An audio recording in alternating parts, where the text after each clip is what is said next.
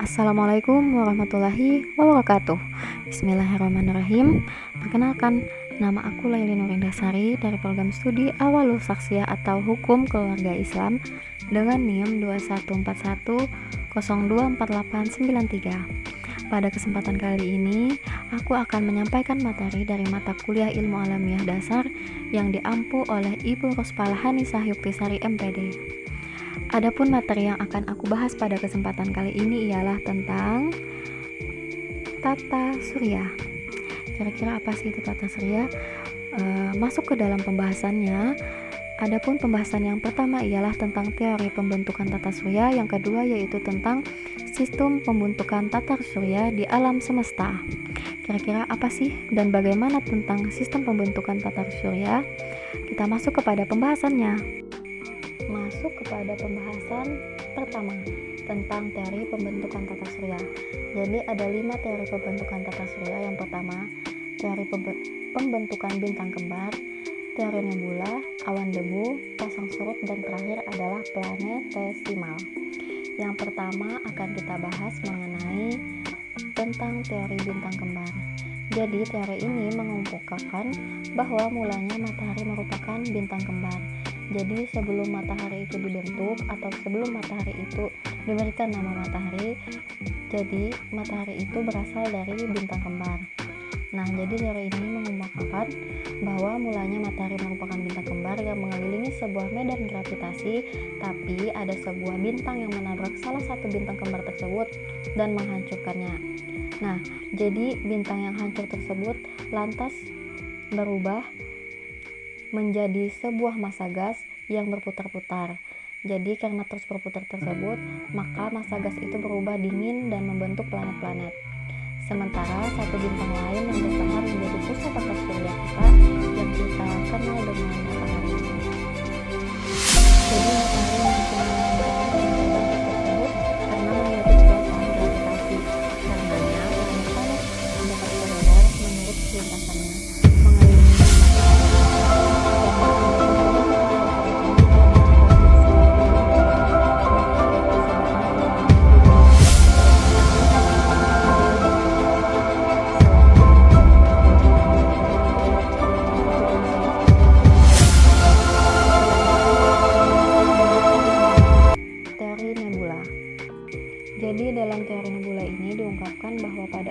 sistem tata surya ini terbentuk dari suatu nebula atau kabut tipis yang sangat luas.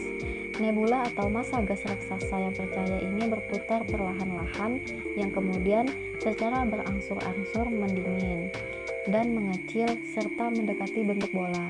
Jadi rotasi yang terjadi semakin lama semakin kencang sehingga mengakibatkan bagian tengah dari massa tersebut jadi menggelembung. Akibatnya lingkaran materi tersebut terlempar keluar.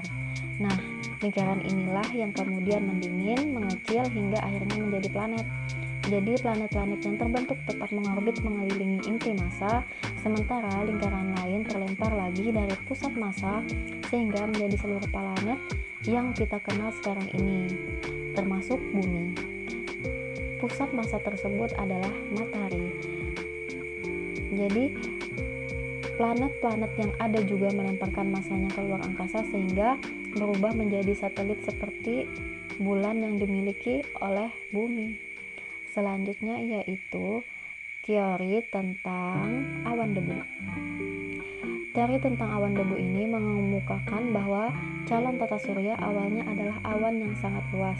Awan ini terdiri dari debu dan gas kosmos yang diperkirakan terbentuk seperti sebuah piring.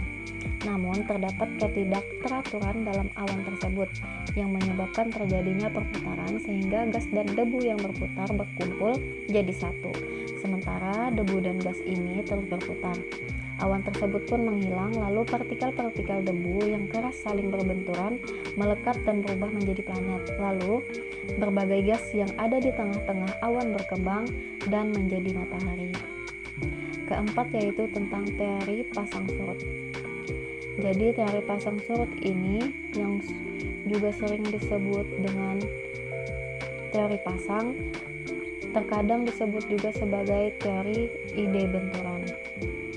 Dalam teori pasang surut atau teori ide benturan ini disebut bahwa planet-planet awalnya terbentuk secara langsung oleh gas asli matahari yang tertarik oleh bintang yang melintas sangat dekat dan nyaris bersinggungan dengan matahari. Nah, teori ini memang hampir sama dengan teori planetesimal atau teori kelima nanti, hanya bedanya pada teori pasang surut ini, planet tidak terbentuk oleh planetesimal. Teori ini menyebutkan bahwa saat bintang berada sangat dekat dengan matahari, ada tarikan gravitasi yang menyedot filamen gas yang berbentuk cerutu panjang. Filamen ini membesar di bagian tengah dan mengecil di kedua ujungnya. Dari filamen inilah kemudian terbentuk sebuah planet.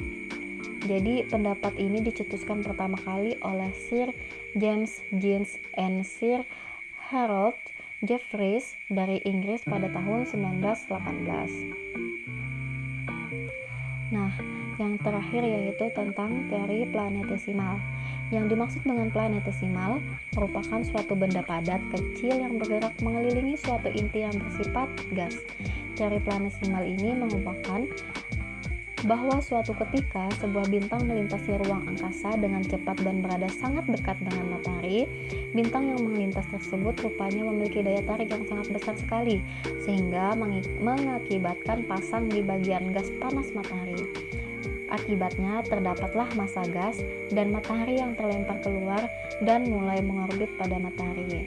Namun karena daya tarik yang masih banyak dimiliki matahari, maka massa gas tersebut tertahan dan bergerak mengelilingi matahari. Massa gas ini lama-kelamaan menjadi dingin dan bentuknya menjadi cairan yang lalu memadat. Massa tersebutlah yang saat ini kita kenal sebagai planet.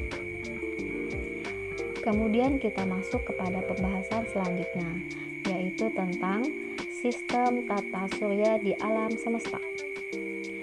Yang pertama ialah matahari. Matahari merupakan salah satu dari sekian bintang. Disebut bintang karena dapat menghasilkan energi cahaya sendiri. Nah, itulah matahari. Jadi matahari itu bagian dari bintang, di mana bagian bintang di Bima Sakti yang sangat menjadi pusat peredaran tata surya.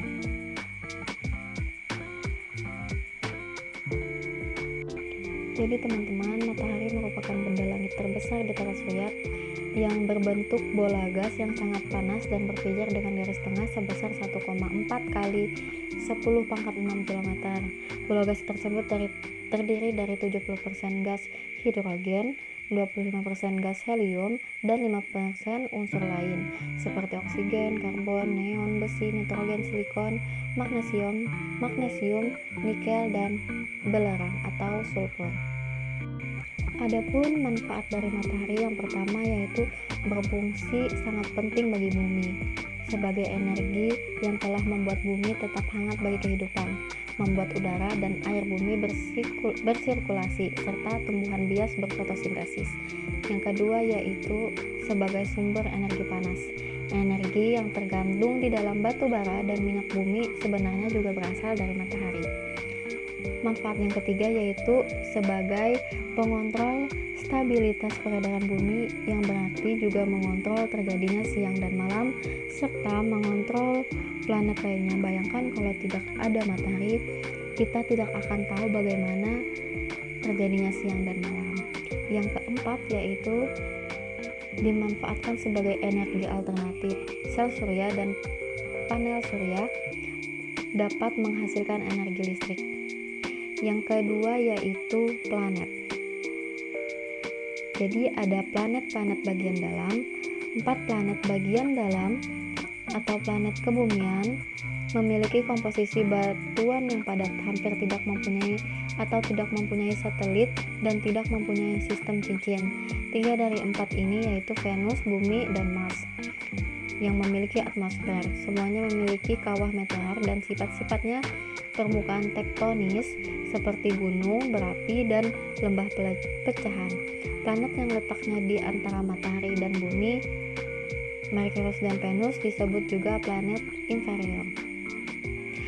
Pertama yaitu planet Merkurius. Merkurius adalah planet yang paling dekat dengan matahari yang berjarak kurang lebih dari 0,39 SA atau 1 SA sama dengan 150 juta kilometer. Nah, Yang kedua yaitu Venus, merupakan planet yang terang setelah matahari dan bulan. Venus dikenal orang dengan nama bintang timur atau bintang senja. Planet Venus merupakan periode revolusi 224 hari, berdiameter 0,91 kali diameter bumi dan berjarak 108 juta kilometer atau 0,72 SA ke matahari. Yang kedua yaitu planet bumi. Jarak rata-rata antara bumi dan matahari kurang lebih 150 juta kilometer. Pada revolusi bumi 365,25 hari. Bentuk bumi mendekati bulatan. Dalam praktiknya, bentuk bumi dianggap bulat dengan jari-jari 6.370 km berputar pada sumbunya dari barat ke timur dengan kecepatan sudut konstan. Yang keempat yaitu ialah planet Mars. Planet ini berjarak rata-rata dengan matahari sebesar 1,52 SA atau 228 juta kilometer. Jadi planet ini memiliki dua satelit yaitu Phobos dengan jari-jari orbit 937 km dan Deimos atau satelit luar dengan jari-jari orbit 23.500 km. Yang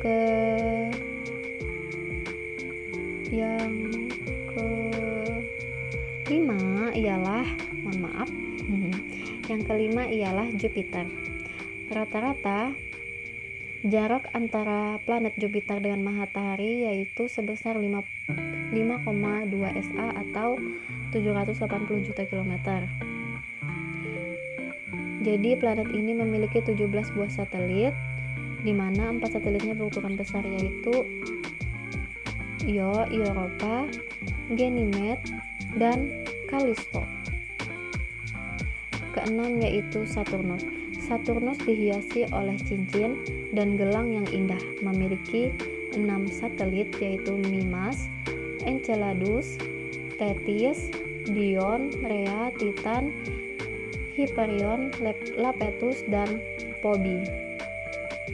Jaraknya dari matahari yaitu sebesar 9,5 SA atau sama dengan 1425 juta kilometer. Selanjutnya yaitu planet Uranus. Planet Uranus ditemukan oleh William Herschel pada tahun 1781. Tahun 1977 ditemukan cincin yang melilit Uranus, memiliki 5 satelit yang Miranda, Ariel, Umbriel, Titania, dan Oberon. Jarak rata-ratanya ke matahari yaitu sejauh 19,5 SA atau 2.880 juta kilometer. Yang ke-8 yaitu Neptunus. Jadi planet ini memiliki 2 satelit yaitu Triton dan Nereid. Triton adalah satu-satunya satelit besar yang orbitnya terbalik arah atau retrograd. Jarak rata-rata Venus ke matahari sejauh 30,07 SA atau berjarak sejauh 4.510 juta kilometer. Jadi planet Neptunus ini merupakan kembaran planet Uranus karena orbitnya hampir membentuk lingkaran dengan eksentrisitas orbitnya 0,009. Yang ke-9 yaitu Pluto. Ditemukan oleh Slide Tombaugh pada tahun 1931. Jarak rata-rata Pluto ke matahari yaitu 39,46 SA atau 5.920 juta kilometer. Periode revolusinya 248 tahun. Eksentrisitasnya yaitu 0,249, merupakan paling besar di antara planet-planet lain yang memiliki satu satelit yang bernama Charon. Beberapa ahli astronomi meragukan Pluto sebagai planet dan cenderung sebuah satelit Neptunus yang terlepas. Selanjutnya yaitu asteroid. Pada tahun 1801, seorang astronom dari Pulau Sisilia melihat suatu cahaya bergerak dari malam ke malam di daerah perburuannya. Karena sinar itu terus bergerak, ia yakin bahwa benda itu bukan bintang tetapi sebuah planet baru. Kemudian benda tersebut diberi nama Ceres, diambil dari nama pelayan dewa-dewi menurut cerita kuno rakyat Sisilia. Ceres berukuran sangat kecil menurut ukuran planet, yaitu hanya 3000 km dan sama sekali tidak memiliki udara di sekitarnya. Dalam sebuah penelitian antara 1969 ditemukan sebuah asteroid lagi yang melintas bumi dalam jarak 7 juta kilometer dan diberi nama Geogophos. Yang keempat yaitu komet. Istilah komet berasal dari bahasa Yunani yang artinya bintang berekor. Dapat kita lihat pada gambar tersebut seperti nampak berekor, seolah menyatakan sebagai hewan penjaga. Oleh karena itu, komet disebut juga sebagai penjaga keluarga. Yang kelima yaitu meteor atau bintang berekor. Meteor adalah benda langit yang sangat kecil bergerak mengelilingi matahari seperti planet. Meteor berada jauh dari bumi sehingga kita tidak mungkin dapat melihatnya. Namun ketika melintas dekat dengan bumi dan memasuki atmosfer, kita akan melihatnya berbentuk jalur cahaya. Karena meteor bergerak sangat cepat ketika memasuki lapisan udara bumi, benda itu menjadi panas, terbakar, dan menyala. Inilah yang menyebabkan timbulnya jalur cahaya di langit selama beberapa detik, kemudian menghilang karena hancur. Jadi, kesimpulan pada materi kali ini ialah dalam pembentukan alam semesta dan tata surya ini terdapat teori-teori yang mendasari tentang bagaimana alam semesta dan tata surya ini berbentuk. Teori yang paling populer tentang terbentuknya alam semesta ini yaitu teori Big Bang. Teori ini menyatakan bahwa alam semesta ini awalnya adalah sebuah gumpalan superatom yang berbentuk bola api yang berukuran sangat kecil yang memiliki massa jenis yang luar biasa tingginya dan memiliki suhu sekitar kurang lebih 1 triliun derajat Celcius. Gumpalan bola tersebut meledak dan memuntahkan isinya di alam semesta ini. Jadi saat terjadi ledakan besar tersebut menghasilkan energi dalam jumlah yang sangat besar di alam semesta ini yang nantinya membentuk seluruh materi pembangunan di alam semesta. Atom hidrogen yang ikut terlempar keluar lambat laun berkumpul untuk membentuk debu dan awan hidrogen atau biasa disebut dengan nebula. Nebula atau awan hidrogen inilah yang menjadi awal mula pembentukan bintang-bintang. Jadi bintang-bintang itu nantinya berkumpul untuk membentuk kelompok yang kemudian disebut sebagai galaksi. Dari galaksi inilah tempat lahirnya miliaran tata surya dan salah satunya yang kita tinggali saat ini yaitu bumi. Nah, setelah terbentuknya alam semesta serta galaksi, lalu terbentuklah sistem tata surya, di mana tempat kita tinggal sekarang ini. Dalam pembentukan sistem tata surya ini juga berdasarkan pada teori-teori daripada ilmuwan, seperti teori nebula, teori bintang kembar, teori planetesimal, dan teori lainnya yang sudah dijelaskan di sebelumnya. Nah, sistem tata surya ini merupakan suatu sistem atau organisasi pada matahari sebagai pusat peredaran yang dikelilingi oleh planet, satelit, asteroid, komet, dan meteor. Semua pengikut matahari tersebut bergerak mengelilingi matahari sesuai dengan garis edarnya masing-masing di bawah pengaruh gaya gravitasi matahari. Nah, mungkin itu yang dapat saya sampaikan. Mohon maaf apabila banyak kekeliruan dalam penyampaian materi saya pada kali ini. Akhir kata, nun wal qalami wa ma yasturun, billahi fisabilil haq, fastabiqul khairat. Wassalamualaikum warahmatullahi wabarakatuh. Terima kasih sudah mendengarkan.